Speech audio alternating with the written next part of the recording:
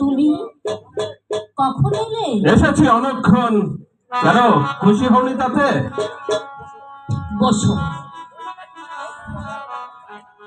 ওই একই ধর্মের কথা আমার কিন্তু আর ভালো লাগে না মিলন।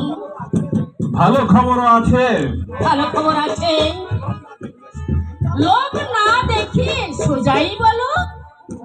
খুব বিরাট বড় একটা জলসার আয়োজন। আহ বাচালে বলিনি তোমায়? না তো।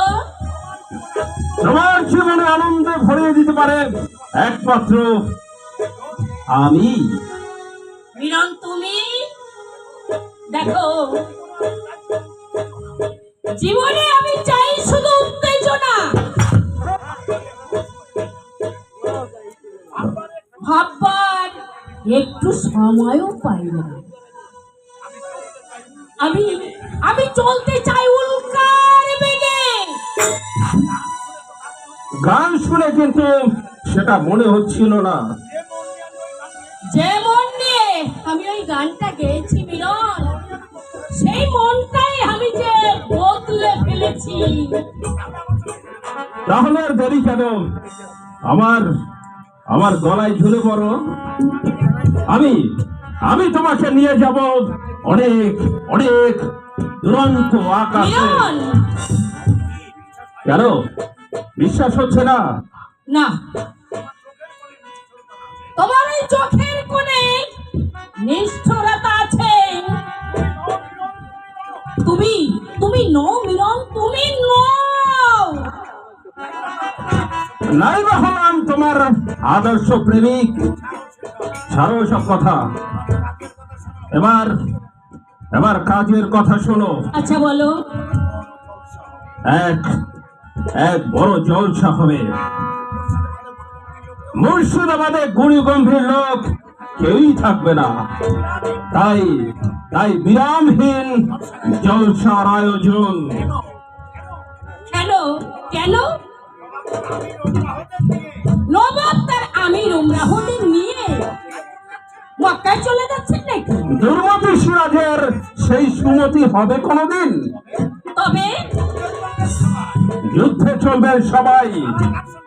আবার কার সঙ্গে যুদ্ধ? ষাঁড়ের সঙ্গে। আর আর জানো তো, ষাঁড়ের শত্রু বাঘে মারে, বাঘও ওত পেতে রয়েছে। আচ্ছা, সেই বাঘের কি কোনো বাসা আছে? বাঘ সিংহাসনে গেলে বাচ্চাটাই হবে শাহজাদা, আর তুমি কিন্তু তখন তাকে উপেক্ষা করো না। সিংহকে যে না চায়, বাঘের বাচ্চাকে সে বলতাই করে দুধ খায়। উপেক্ষাও সে কোনোদিন করে না। তোমার কথা শুনে বেশ তারিফ করতে ইচ্ছে করছে, কিন্তু একটু ত্রুটি রয়ে গেছে।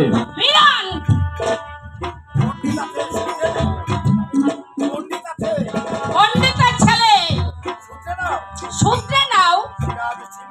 সিরাজ সিংহ নয়, সিরাজ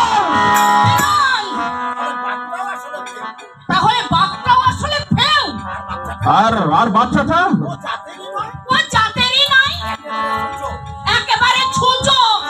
কি? তুমি তুমি আমায় ছুঁচো বলছো?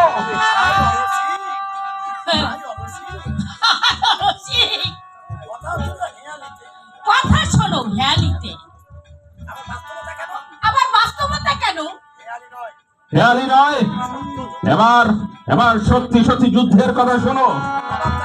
নবাব তার সৈন্য সামন্ত নিয়ে পলাশির পথে চলবেন, আর আর ওই দিক থেকে আসছে লর্ড ক্লাইভ, মধ্যবীর মস্তবীর, জুলাই যাক সব কথা। ওরা ওরা পলাশিতে যুদ্ধ করবে, আর আমরা মুর্শিদাবাদে চালাবো হরদম নাচ। রাজি তো? আরে গো, যুদ্ধের চেয়ে আর বড় উন্মাদনা কিসে বলতে পারো মিলন? আমি যুদ্ধেই যাব। যুদ্ধে যাবে তুমি? হ্যাঁ, আমি যুদ্ধে যাব। আমি তা পছন্দ করি না। না করো, শুনে পড়ো। না, এই যুদ্ধের খবরটা তোমাকে বলাটাই আমার ভুল হয়েছে।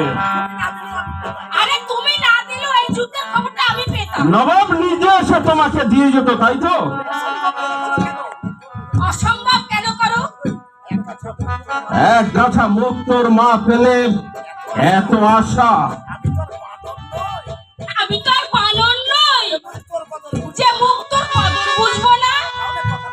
তাহলে কথাটা বলি শোনো। বলো। তোমার নবাব যুদ্ধের ময়দান থেকে আর নাও ফিরতে পারে। মিলন, মিলন, তুমি তুমি ছিন্নি ছড়িয়েছ নাকি? না, কোথাকার ব্যবস্থা হয়েছে। আমি তো সঙ্গেই থাকবো, দেখি কার কোথা কে হাঁকড়ায়। মুখে যতই বড়াই করছো, মনটা কিন্তু ততটাই কেঁদে উঠছে। মিলন, শুনে রাখো, শুনে রাখো সুন্দরী, ওই ওই পলাশেতেই হবে সিরাজের সমাধি। মিলন, কে? মুখখানা যে একেবারে শুকিয়ে গেল, চোখে এলো জল। সন্দেহ আগেই হয়েছিল, আজ আজ তা প্রমাণ পেলাম। এক গাছা মুক্তোর মালা সিরাজের তেল তোমার বুকে জ্বালা ধরিয়েছে। ভুল করলে মিলন, তুমি ভুল করলে। যে মালা জ্বালা দেয় সেই মালা আমি ছুঁড়ে ফেলে, আর সাথে সাথে প্রাণটাও, তাই তো? তোমার জলসার নিমন্ত্রণ আমি গ্রহণ করলাম। যদি যুদ্ধে না যাই, ওই জলসাটা আমি জাকিয়ে তুলব।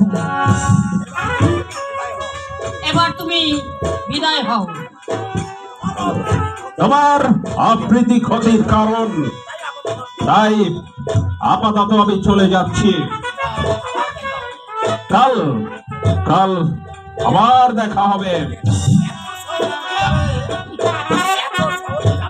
এত সহজেই যাবে আমি কিন্তু ভাবতেও পারিনি। সহজে যারা চলে যায়, আবার সে ফিরে আসার রাস্তাটা পরিষ্কার করে যায়। কথাটা তুমি মনে রেখো।